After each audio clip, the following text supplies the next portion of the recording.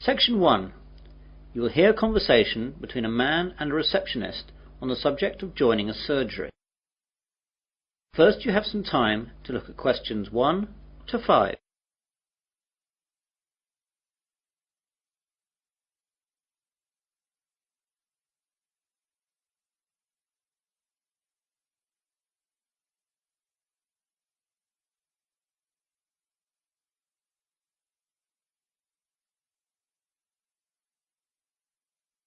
You will see that there is an example. This time only, the conversation relating to this will be played first. Hello, I've just moved to Melbourne for a new job and I've been advised to register with a new doctor for my family and myself. I think that this surgery is the nearest one to where I live. What's the name of the road that you live in, sir? Dawson Road. So, Dawson Road is the correct answer. Now we begin. You should answer the questions as you listen, as the recording is not played twice. Listen carefully to the conversation and answer questions 1 to 5. Hello, I've just moved to Melbourne for a new job and I've been advised to register with a new doctor for my family and myself. I think that this surgery is the nearest one to where I live. What's the name of the road that you live in, sir? Dawson Road. Yes, that's in our area. Would you like to register with us now? Yes, please. Right, I'll just have to take some details. First of all, could you give me your name? It's Mike Jacobs. Jacobs. And your family? My wife's name is Janet and I have one little boy whose name is Rod. Ron? No, Rod. R-O-D. Good, that's fine. And what is your address here in Melbourne? 52 Dawson Road, Highfield, Melbourne. Highfield, Highfield. Good. And I'll need to know your health card number. It's NH871812C. What about my family? Oh, only yours for now. Do you know the name of your old doctor? It was Dr. Graham Mackenzie in Perth. Now, we've got 4 doctors here. There's Dr. Susan Larkins, Dr. Kevin White, Dr. James Nicholson and Dr. Linda Williams. Which one would you like to register with? Oh, I didn't think of that. Well, I think I would like a man as my doctor.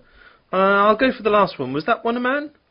No, that was Dr. Linda. How about Dr. Kevin? Yes, that will be fine. Right, Dr. White it is. Will that be the same for your family? Oh yes, my wife might not want a man as her doctor. Well, we'll leave it as it is for now, and my wife can change if she wants to. Before the conversation continues, you have some time to look at questions 6 to 10.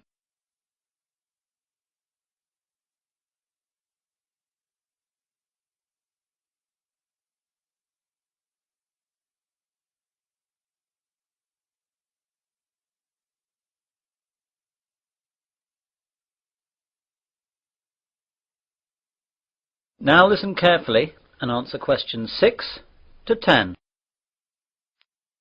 I'd like to make an appointment now for my wife. She wants to come in at the end of the week. How about this Friday morning? That's Friday the 21st. I don't think she can make the morning. Any openings in the afternoon?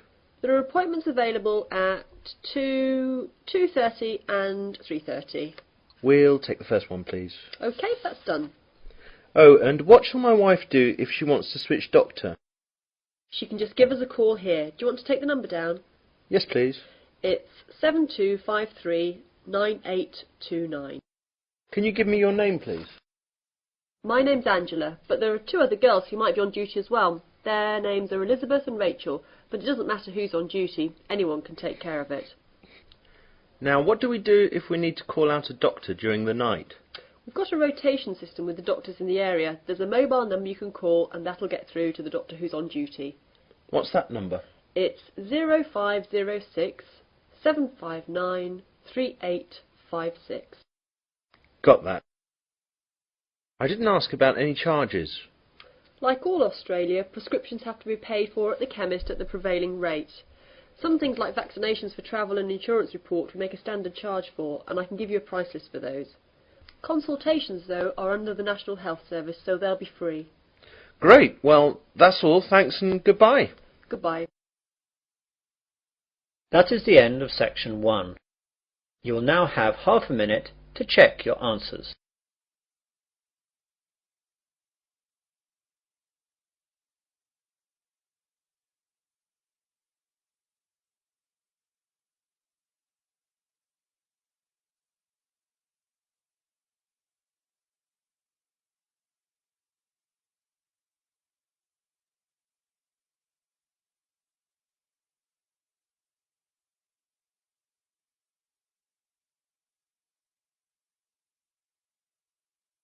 Now turn to section 2. Section 2. You will hear a man giving a guide talk to new students at a university library. First you have some time to look at questions 11 to 16.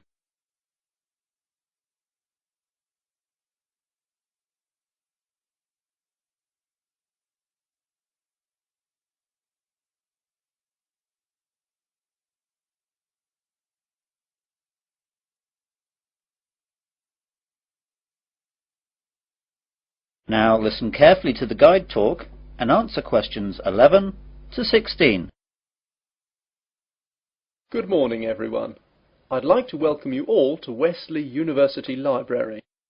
This is a 20-minute tour around the library to show you all the facilities and all you'll need to know to start off your life here as a student at the university.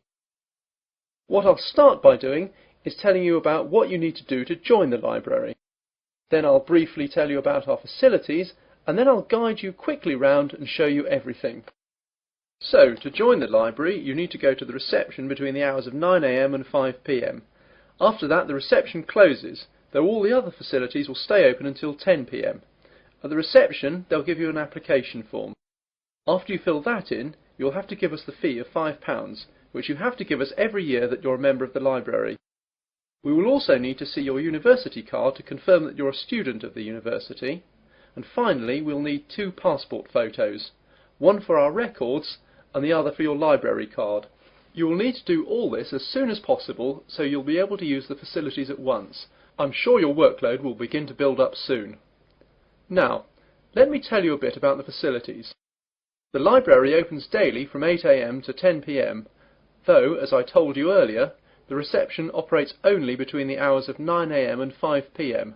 Although this is extended to 6:30 PM on Fridays to give students more time to organise their book requirements for the weekend. The reception is closed on Sundays. Undergraduate students are permitted to take out 4 books at any one time, and each book may be borrowed for a period of 2 weeks. Postgraduates may borrow 6 books at a time. Borrowing time can be extended by a period of 1 week per book if the student comes into the library in person with the book in question, so it can be re-stamped. We do not renew book borrowing over the phone. If you are late in returning any book, then you will be charged a fine of £2 for every week that you are late. You won't be able to take out any other books until this fine is paid. This is not a method of earning money for the library, but merely what we have to do to ensure that all students have access to all the books that they will need. You now have some time to look at questions 17 to 20.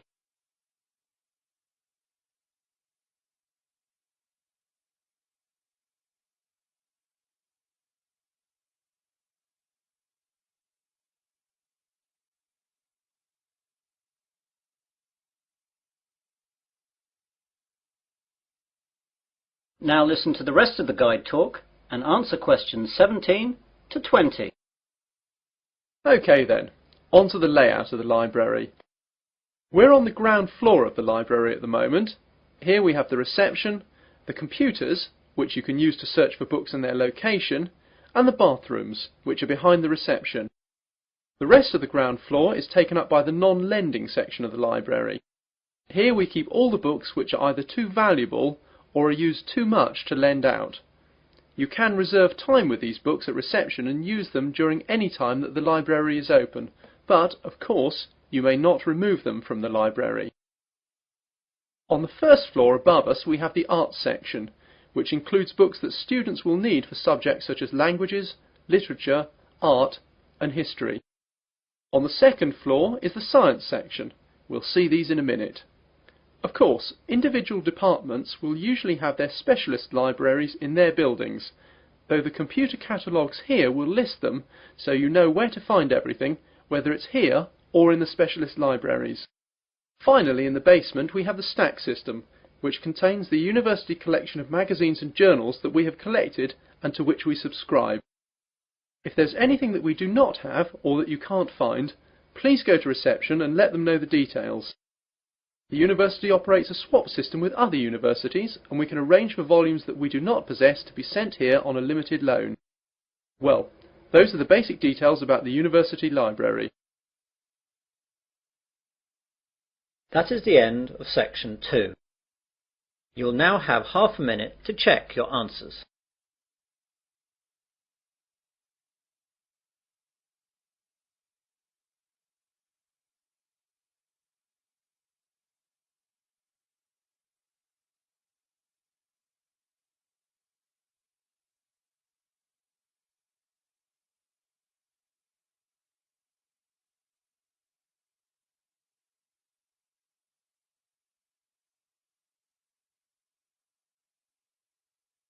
Now turn to section 3.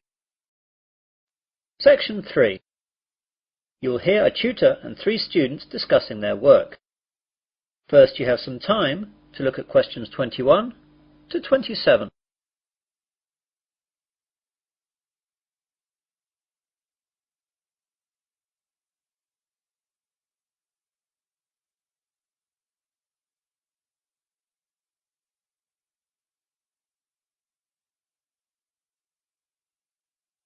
Now listen carefully and answer questions 21 to 27. Good morning everyone. Well, in today's tutorial we're going to discuss the essays that you have to submit by the end of next week. Some of you will have already started them, which is good, and if you haven't, well that's okay, but you'll have to get a move on. So, let's begin with you, Simon. What's happening with you? Well, I've made a start on it. I researched the background quite extensively last weekend, and I should get to the writing stage tomorrow with a bit of luck, and I'll get finished at the weekend. What are you writing about? I decided to look at the car manufacturing company Jaguar, examine the problems they had with reliability in the 1970s and 80s, how they dealt with it, and how it affected their marketing and sales strategy. That sounds pretty interesting. Any problems with that? At the start I had problems getting information from that far back, but after rooting around in the library I found some magazines which gave me information and also gave me references to find other stuff. It seems now the only problem is keeping to the 4,000 word limit. It just seems that I have so much to write about. It seems I'll need 5,000 or even 6,000 words to be able to cope. Yes, your essay title seems to me to be very wide-ranging. Would you think about cutting out part of it? How about looking at their sales and marketing strategy, but only mentioning the problems in the 70s and 80s and not going too far into it? That's a good idea. That will make it much easier to handle. By the way, how do you want us to hand in our work? Do you want us to drop in a hard copy to your office? You could do that, but I'd prefer it if you just emailed it to me as an attachment. You've all got my address. If not, give it to the secretary, clearly marked that it's for me. Right, Jennifer, how about you? I've not really got going on it yet, but I have decided on a subject. I'll try and do some research during the rest of this week, and I should get writing this weekend. Okay, what are you writing about then? I want to look into how supermarkets use market surveys to develop their products. Will you have enough time to find out what sort of things that the supermarkets do? You won't have much time for that. I should be okay. I've had a look in the stack system in the library, and I found a magazine that surveyed all the UK major supermarkets and a trade publication that analysed the same things in Canadian supermarkets. Be careful about using their conclusions too much. The university takes a tough stance on plagiarism. Make sure you properly list where you get your information from in a bibliography and try and do your own analysis. Get going too, as that analysis will take a bit of time. Okay, thanks. You now have some time to look at questions 28 to 30.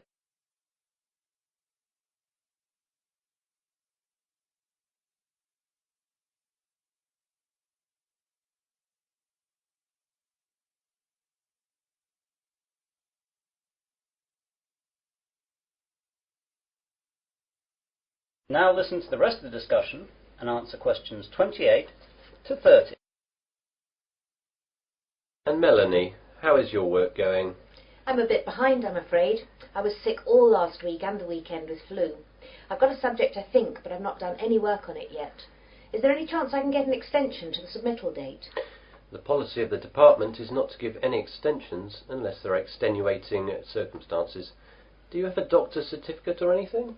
I went to the doctor's, but I didn't get a note as I didn't realise I would need it. The doctor will have a record of me, though, as I got a prescription. I'll go back and get one. Yes, do. If you get one, then there shouldn't be a problem getting an extension. Without it, though, you'll be in trouble. What subject are you considering, anyway? I thought I'd do an overview of the UK mortgage interest rates and their effect on housing sales trends over the last 10 years. I thought it might be of interest because of the huge increases of house prices over the last decade. Certainly an interesting subject, and it should be no great problem getting information, as this has been fairly well documented. There's a lot of work again, though, and you'll really need to get cracking on it, even with the extension, if you get one. Well, I've not got much on for the rest of the week, and I've set aside the weekend to really get to grips with it. Good. Now, is there anything else? That is the end of section 3. You will now have half a minute to check your answers.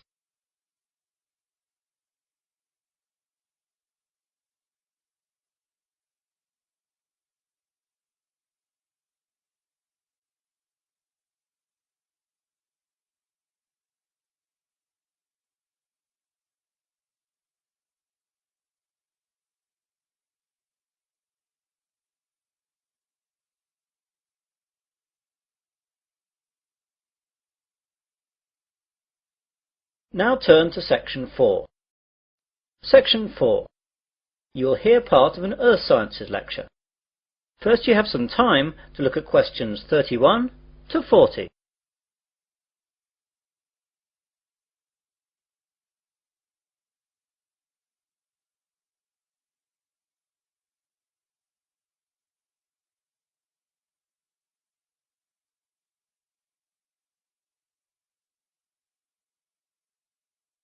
Now listen carefully and answer questions 31 to 40. Good afternoon and welcome to this Earth Sciences lecture. Today we're going to look at tidal waves, or more correctly, tsunami. Deep below the ocean's surface, tectonic plates collide, and every once in a while these forces produce an earthquake. The energy of such submarine earthquakes can produce tidal waves which radiate out in all directions from the epicenter of the quake, moving at speeds of up to 500 miles per hour. When these waves reach shore, they can cause enormous destruction and loss of life. Tidal waves are actually misnamed. They are not caused by tides. A more accurate word for them is the Japanese name tsunami, which means harbour wave. They are also sometimes called seismic sea waves, since they can be caused by seismic disturbances such as submarine quakes. However, that name is not really accurate either, since tsunami can also be caused by landslides, volcanic eruptions, nuclear explosions, and even impacts of objects from outer space, such as meteorites, asteroids, and comets. Earthquakes, though, are the largest cause of tsunami. Tectonic plates cover the world's surface, and their movement can be detected anywhere in the world. Some areas of the world are more prone to greater movement, and it is in these places that the largest waves can occur. Large vertical movements of the Earth's crust occur at plate boundaries, which are known as faults. The Pacific Ocean's denser oceanic plates are often known to slip under continental plates in a process known as subduction. And subduction earthquakes are the most effective in generating tsunamis. A tsunami can be generated by any disturbance that displaces a large water mass from its equilibrium position.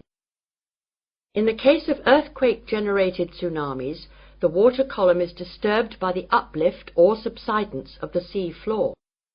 Submarine landslides, which often accompany large earthquakes, as well as collapses of volcanic edifices, can also disturb the overlying water column as sediment and rocks slump down and are redistributed across the sea floor. Violent submarine volcanic eruptions can create an impulsive force that uplifts the water column and generates a tsunami. Conversely, supermarine landslides and cosmic body impacts disturb the water from above as momentum from falling debris is transferred to the water into which the debris falls. Generally speaking, tsunamis generated from these mechanisms, unlike the devastating Pacific-wide tsunamis caused by earthquakes, dissipate quickly and rarely affect coastlines distant from the source area. Tsunamis are very hard to detect since they cannot be seen when they are in the deep ocean. The distance between two wave crests can be 500 kilometers, and because of this, the wave height is only a few feet. Because the rate at which a wave loses its energy is inversely related to its wavelength. Tsunamis not only propagate at high speeds, they can also travel great transoceanic distances with limited energy losses. As the tsunami reaches shallow water, however, its speed decreases, but the energy it contains remains about the same. Instead of travelling fast, the wave rises high. The National Oceanic and Atmospheric Administration has set up a seismic detection system to monitor earthquakes and predict the possible arrival of tidal waves for Pacific countries. Buoys at sea can also detect water pressure changes that can indicate tsunamis moving through the ocean. But when tsunamis originate near the shore, there is often little chance to warn people. Let's look at some examples of tsunami and their causes and effects. Some can be relatively harmless. In 1992, an offshore landslide caused a tidal wave of only about 3 feet high that struck at low tide. So Humboldt County, where it hit, got off easy with no casualties. On January 13th in 1992, a Pacific Ocean earthquake off the coast of San Salvador, registering 7.6 on the Richter scale, did not cause any ocean disturbance at all. However, a recent tidal wave which struck Papua New Guinea on July 17, 1998, was 23 feet high and killed at least 1,200 people. This wave was caused by a magnitude 7.1 submarine earthquake. On July 17, 1998, a Papua New Guinea tsunami killed roughly 3,000 people. A huge underwater volcanic eruption 15 miles offshore was followed within 10 minutes by a wave some 40 feet tall. The villages of Arop and Warapu were destroyed. One of the worst tsunami disasters engulfed whole villages along Sanriku, Japan, in 1896. An underwater earthquake induced a wave of 35 feet, drowning some 26,000 people. Finally, about 8,000 years ago, a massive undersea landslide off the coast of Norway sent a 30-foot wall of water barreling into the uninhabited north coast of Europe.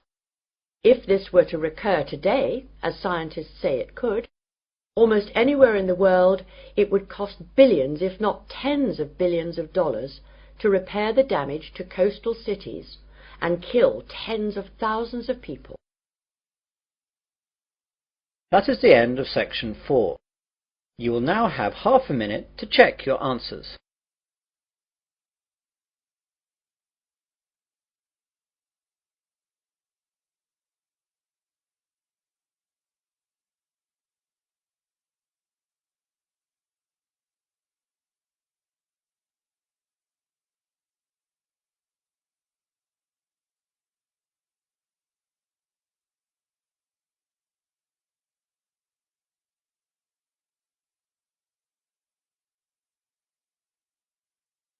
That is the end of listening test